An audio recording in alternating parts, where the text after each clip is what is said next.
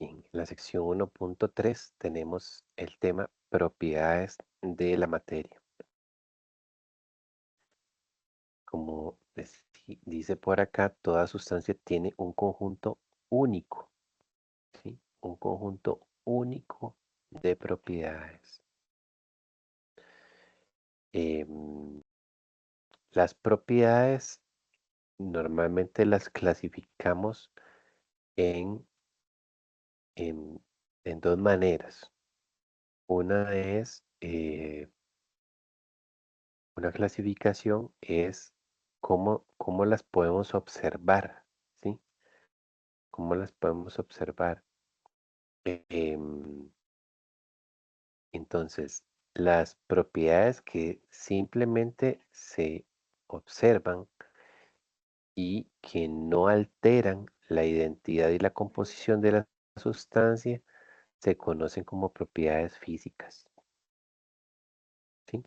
¿Eso qué quiere decir? Que yo, para determinar una propiedad física, yo no tengo que hacer reaccionar ese material con algo o transformar la sustancia que estoy midiendo en otra o descomponerla de alguna manera, sino que simplemente yo hago la medición sin tener que hacer ese tipo de cambios. Entonces, ¿qué tipo de propiedades son físicas? El color, el olor, otras un poquito más sofisticadas en términos de medición, como la densidad, el punto de fusión, el punto de ebullición o la dureza.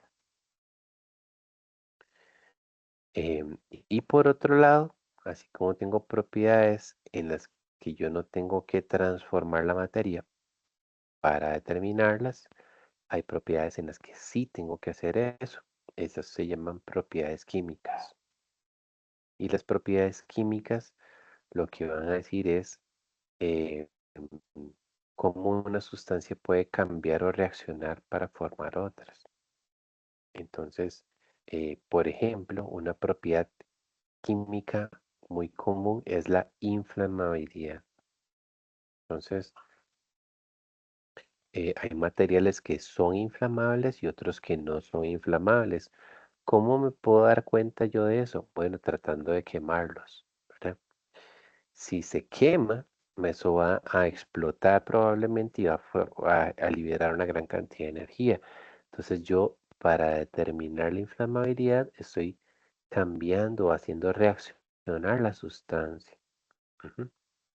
Entonces no es una propiedad física, ¿no?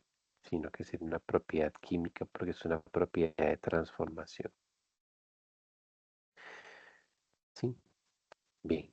Al mismo tiempo, por otro lado, las propiedades se pueden clasificar en intensivas o extensivas. ¿Mm?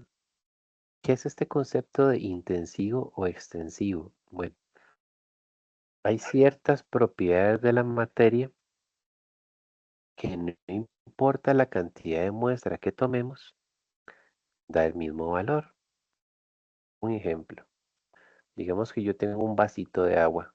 ¿Cuántos mililitros son un vaso de agua? Aproximadamente unos 250 mililitros. Pero digamos que tengo otro recipiente donde no tengo un vasito, ¿verdad? Que son 250 mililitros, sino que tengo un litro completo. Y digamos que ambos los pongo a calentar. La temperatura de ambos empieza a subir. Cuando está en un burbujeo intenso y yo pongo un termómetro ahí para ver cuál es su temperatura de ebullición, resulta que la temperatura de ebullición del vaso con 250 mililitros es 100 grados Celsius. Mientras que la temperatura de ebullición del litro de agua, que también ya está en ebullición, yo meto el termómetro ahí, también me da 100 grados Celsius. ¿Qué quiere decir eso? Que independientemente de la cantidad de muestra, o sea, no importa si yo tomé 250 mililitros, si tomé 1000 mililitros, si tomé solo una gota y yo hago la medición, la propiedad me da el mismo valor. ¿Ok? Entonces, ese tipo de propiedades independientes de la cantidad de muestras se llaman intensivas. Siempre hago la relación de intensivas son las independientes de la cantidad de muestra. Ujú, ¿de acuerdo? Entonces, aquí nos mencionan algunas, por ejemplo, la temperatura de una sustancia o el punto de fusión, la densidad, son propiedades que em, no dependen de cuánta muestra nosotros analicemos. ¿Mm? Pero, al igual que existen propiedades que no dependen de cuánta muestra tomemos, hay algunas que sí dependen. Esas propiedades se llaman extensivas, ¿sí?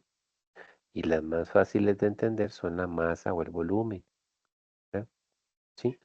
Ahí sí, ¿verdad? Si yo voy a determinar el volumen del agua, ¿verdad? Y tengo o el volumen del vasito, ese vasito tiene un volumen de 250 mililitros.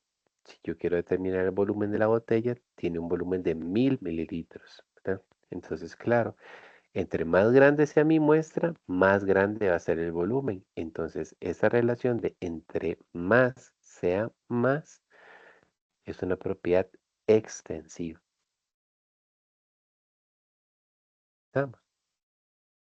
Ahora, no es que existen cuatro tipos de propiedades, físicas, químicas, intensivas y extensivas. No, en realidad no. O sea, están las propiedades físicas y están las propiedades químicas. Pero dentro de las propiedades físicas hay propiedades físicas intensivas y hay propiedades físicas extensivas. E igualmente con las propiedades químicas. Hay propiedades químicas intensivas y propiedades químicas extensivas. ¿De acuerdo? Entonces no es que sean cuatro clasificaciones. En realidad son dos. Las propiedades son físicas o químicas y dentro de ellas hay unas que dependen de la cantidad de muestra que tomes y otras que no dependen. Ujú. ¿Estamos? Algo también que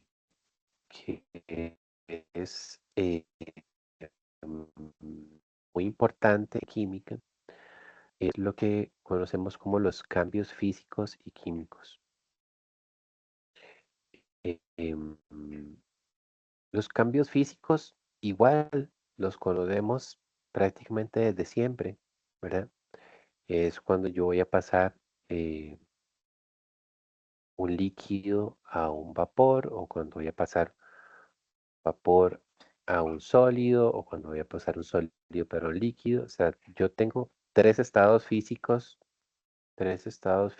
de la materia y cuando yo me paso de un estado físico hacia el otro, a eso le denominamos cambio físico.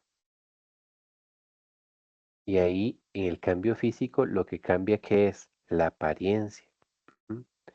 Pero no la composición. ¿A qué se refiere esto? Si recordamos la imagen que vimos antes de el agua, el mar donde estaba el iceberg y también había unas nubes, no importa si es el agua que está en el iceberg o la que está en el mar o la que está en las nubes, cualquiera de ellas es H2O. ¿M? Solo que dependiendo de la cantidad de movilidad o de la cantidad de energía que tengan esas moléculas, están en sólido, en líquido o en gas, pero la composición es la misma.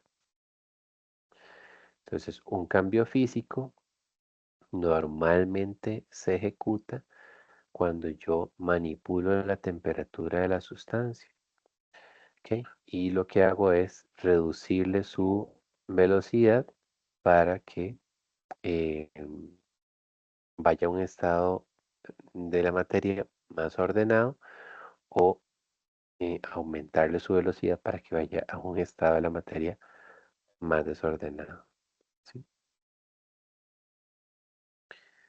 Entonces,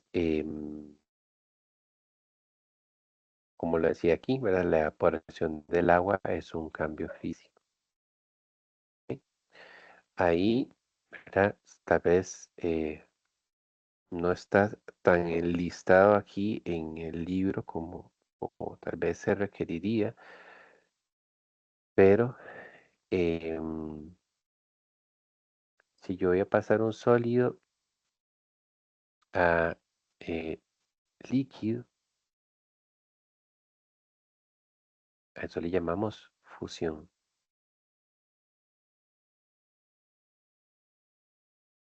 ¿sí?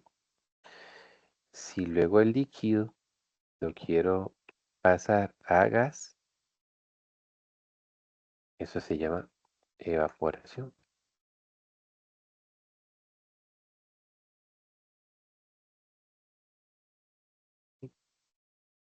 Se, se puede hacer al revés, o sea, que yo tenga un gas y lo quiera pasar al líquido, sí se puede hacer, ¿eh? Eso se conoce como condensación. ¿M? Y si tengo un líquido y lo quiero pasar a sólido, ¿lo puedo hacer? Claro que sí. Eso se llama congelación o un poco más fino, solidificación. Si analizamos esto que acabamos de poner aquí, sólido, líquido, líquido a gas, y aquí al revés, ¿verdad? ¿Qué nos faltaría ahí? Si lo analizamos rápidamente, nos estamos dando cuenta que parece, faltaría una alternativa, ¿verdad? Que sería pasar de sólido a gas y viceversa, ¿verdad? Eso es posible. Tal vez de repente podamos pensar de que eso es algo un poco extraño, ¿verdad?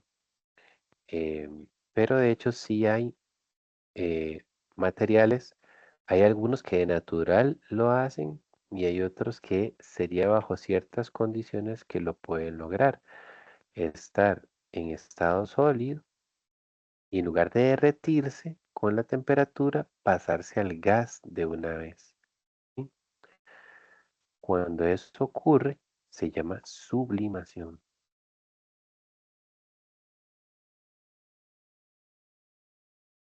¿sí? ¿A alguien se le ocurre algún ejemplo de sublimación? ¿No?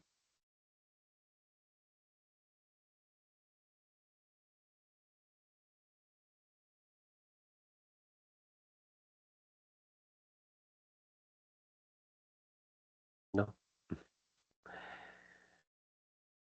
Bueno, puede ocurrir también al revés, que yo tengo una sustancia gaseosa y la enfrío y en lugar de que se me hagan gotitas, ¿verdad? Y se condense, más bien forma cristales, o sea, se pasa de una vez al sólido. Eso se llama sublimación inversa o también un poco más fino, deposición. Eso sería entonces los 6 cambios físicos que existen en la naturaleza, ¿verdad? Tal vez igual, no sé si lo de sublimación les suene o no, pero por ejemplo, bueno, ya no es tan común, o bueno, eso tal vez dependa de dónde vivamos o de las costumbres que tengamos en nuestra casa, pero por ejemplo, hace unos años, al menos en mi casa, sí, hace unos años, usábamos unas bolitas de naftalina. No sé si han escuchado de ese material, pero son unas bolitas, ¿verdad? Que mm, no exactamente huelen como a perfume, ¿verdad? Eh, no huelen bien, no huelen mal, diría yo, ¿verdad? Pero sí tiene un olor que podría interpretarse como agradable y se acostumbraban colocar en las gavetas donde había ropa normalmente almacenada, ¿verdad? La naftalina es un material sólido, pero tiene la propiedad de que cuando se calienta o está en contacto con el aire, no se derrite, sino que se vaporiza. Entonces lo que le ocurre es una sublimación, ¿sí? Otro ejemplo que les podría dar de esto en la vida cotidiana es de esas pastillitas, tal vez tiene algún nombre, ¿verdad? Son pastillitas aromatizantes. La marca más famosa es Aniodor, ¿verdad? Pero que uno las guinda, tiene un ganchito que uno las guinda en un costado del tanque del inodoro. Sí, yo creo que ninguno de nosotros cuando ha colocado una pastillita de esas ha tenido que colocar algo en el piso porque va a estar chorreando ahí, ¿verdad? O se va a estar derritiendo y va a estar goteando. Nadie hace eso, ¿verdad? ¿Por qué? Porque el material del que está compuesta esa pastillita, aunque es un sólido, no se derrite, no gotea, no chorrea, sino que cuando se va calentando se va vaporizando. Es una sublimación. ¿Estamos? Bien. Y bueno, aparte de los cambios físicos, existen los cambios químicos. En los cambios químicos nosotros sí tenemos un cambio en la composición, un cambio químico que también se conoce como reacción química. Ujú. Es cuando la sustancia se transforma en Profe, otra. pregunta. Sí, Perdón, quiero adelante. interrumpir. Con respecto a lo anterior, un caso de sublimación inversa sería la escarcha,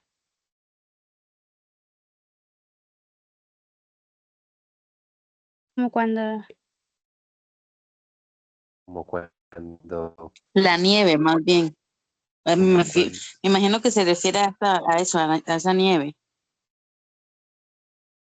es que ¿cómo le explico? sí, sí, Eh, sí, en algún modo, ujú.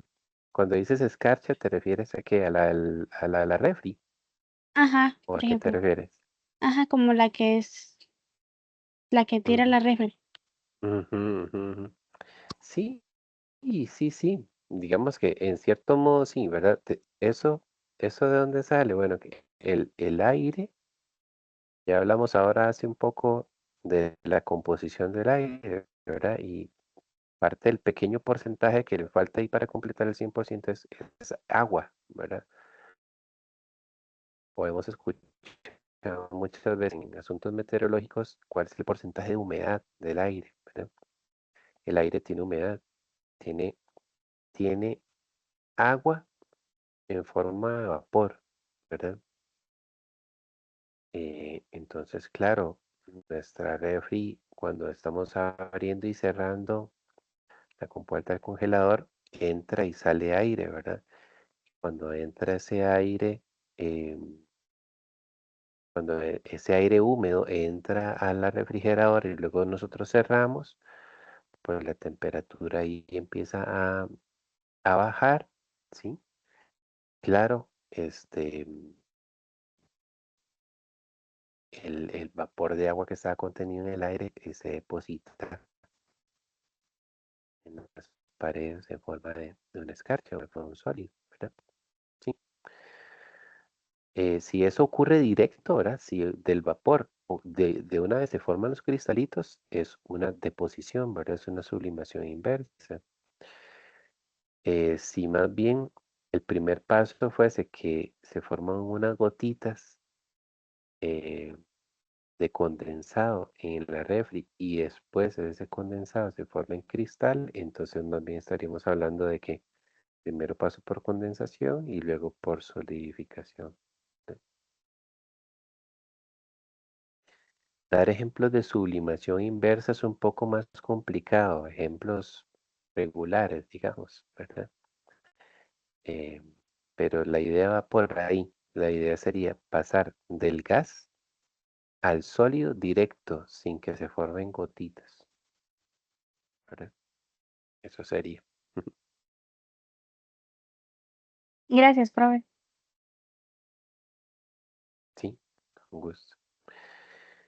Bien, entonces, un ejemplo de reacción, bueno, aquí tenemos un cilindro que contiene hidrógeno, un cilindro que tiene oxígeno. Yo los podría mezclar y tener un solo cilindro donde yo tenga hidrógeno y oxígeno ahí juntos. ¿sí? Mezclados, ¿verdad? Pero si yo pongo una chispa, ¿sí? Si yo los hago arder y pongo una chispa, el hidrógeno resulta que es sumamente combustible. Entonces, si yo hidrógeno y oxígeno los hago arder, me forman agua. Entonces, este proceso en el que yo tengo hidrógeno y oxígeno y formo agua, ¿es un cambio físico o es un cambio químico? Diríamos que es un cambio químico, porque las sustancias iniciales se transforman en una sustancia final que es distinta. Recordemos que en los cambios físicos, en todos estos, ¿verdad? Esos 6 que anotamos por acá, a pesar de que yo estoy manipulando la temperatura para pasarlo a un estado o al otro, no importa si está en sólido, líquido o gas, las moléculas son la misma, ¿verdad? Son el mismo tipo de molécula, yo no la estoy rompiendo o transformando en otra. Simplemente estoy cambiando de estado. Pero aquí sí estaría yo generando una sustancia totalmente diferente y nueva. ¿No? Muy bien.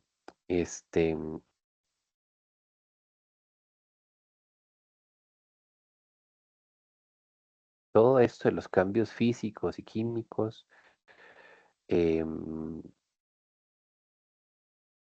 y las propiedades, normalmente lo utilizamos muchísimo en química para generar separaciones de mezclas, ¿sí?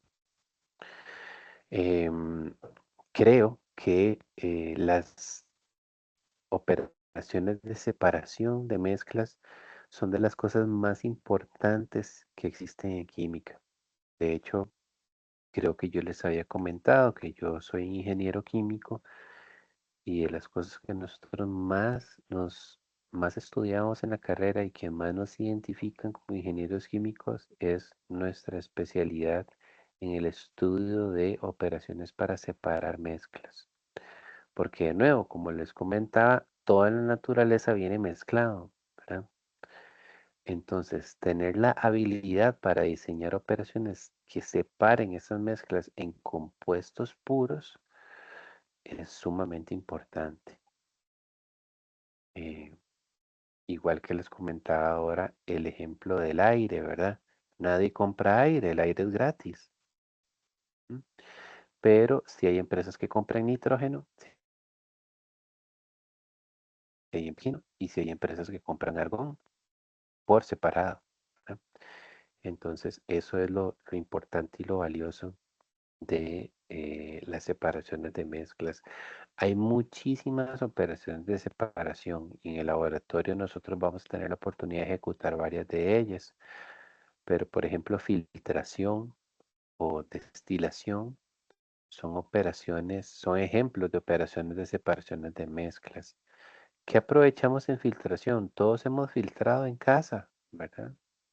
Digamos, por ejemplo, si yo voy a hacer una limonada, no quiero que las semillas se vayan en el recipiente, ¿verdad?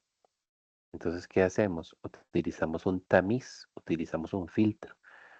Yo exprimo los limones y solo el líquido logra atravesar la malla, mientras que los sólidos se quedan en el material filtrante. Eso es una operación de separación, ¿verdad? A nivel de laboratorio, que es muy interesante, vean que este recipiente aquí abajo está vacío. Y aquí inicialmente parece que están vertiendo algo que es un líquido que contiene una sustancia amarilla, ¿verdad? Y aquí se ha puesto el material que se ve ahí blanco, es un papel que funciona como filtro. Vean que se dan algunos minutos y el material amarillo parece que ha quedado contenido en el papel y vean que el recipiente abajo ya no está vacío, ya tiene una cierta cantidad de líquido aquí y ese líquido de qué color es transparente. O sea, aquí se dio una separación porque lo amarillo logró quedarse en el filtro y solamente logró pasar el líquido transparente, ¿verdad? Entonces, ¿Cómo sabemos que podemos usar filtración? Probablemente es este material amarillo que se quedó aquí arriba eh, sea en cierto modo como un cierto sólido, ¿verdad? Una cierta pasta que no, por sus propiedades físicas, no tiene la capacidad de atravesar el papel, pero el líquido sí logra atravesarlo y entonces ahí estamos ejecutando la separación. Hay otros procesos que son un poco más sofisticados como la destilación. La destilación es súper interesante porque aquí está ilustrada en la figura que continúa. ¿Sí? Aquí tenemos un ejemplo, ¿verdad? Este recipiente tiene agua salada, ¿sí? Tiene agua salada, ¿ok? Entonces, ¿qué es lo que pasa cuando yo la pongo a calentar? Bueno, es que el agua tiene un punto de ebullición, o sea, ella se empieza a pasar al vapor a 100 grados Celsius. Mientras que la sal que tiene esta agua a 100 grados Celsius no se pasa al vapor. Le faltan muchísimos grados Celsius para hacer eso. Entonces, si yo caliento una mezcla de agua salada, lo que va a empezar a subir aquí es esencialmente agua, sin sal. ¿M? Entonces, aquí este tubo que está aquí se llama condensador. Él tiene una entrada de agua fría y tiene una salida de agua fría. Esa agua fría hace que este tubo esté frío y cuando el vapor toca el tubo, lo que hace es condensarse y yo empiezo a recolectar el agua condensada en un matraz o en un recipiente separado, ¿verdad? Entonces, como la sal no era capaz de pasarse al vapor, aquí me va a quedar eh, agua todavía más salada, ¿verdad? Inicialmente, mientras que por este otro lado me va a quedar agua sin nada de sal. ¿Eh?